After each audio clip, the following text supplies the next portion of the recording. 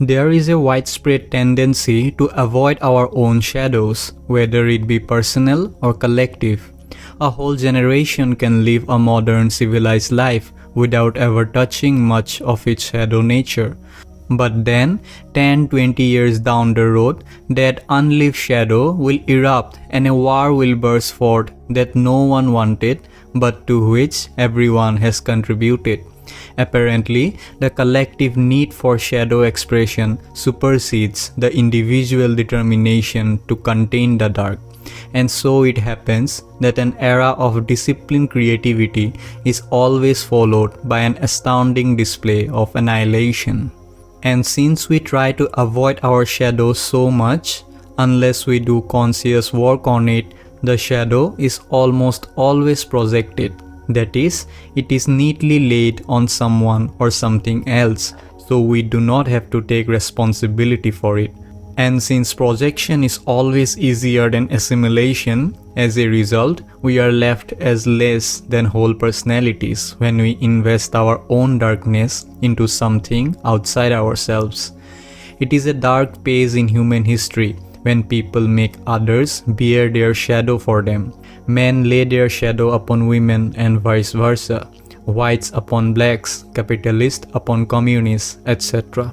Neighborhoods will make one family the scapegoat, and these people will bear the shadow for the entire group. Indeed, every group unconsciously designates one of its members as the black sheep and makes him or her carry the darkness for the community. But probably the worst damage is done when parents lay their shadow on their children. This is so common that most people have to work very hard to throw off their parents' shadow before they can begin their own adult lives.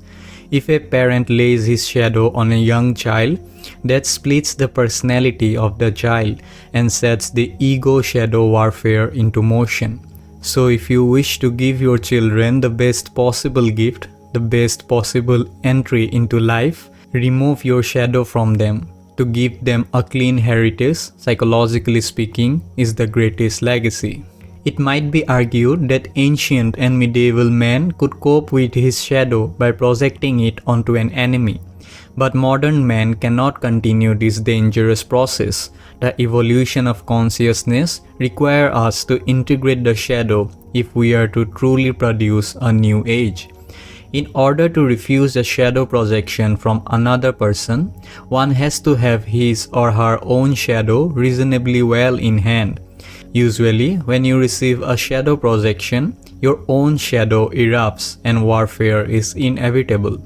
Your shadow is like gasoline waiting for a match to fall in it.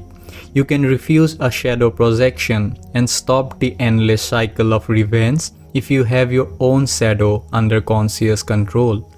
Jung used to say that we can be grateful for our enemies, for their darkness allows us to escape our own. And William Blake too spoke about the need to reconcile these two parts of the self. He said we should go to the heaven for form and to hell for energy and marry the two. When we can face our inner heaven and our inner hell, this is the highest form of creativity.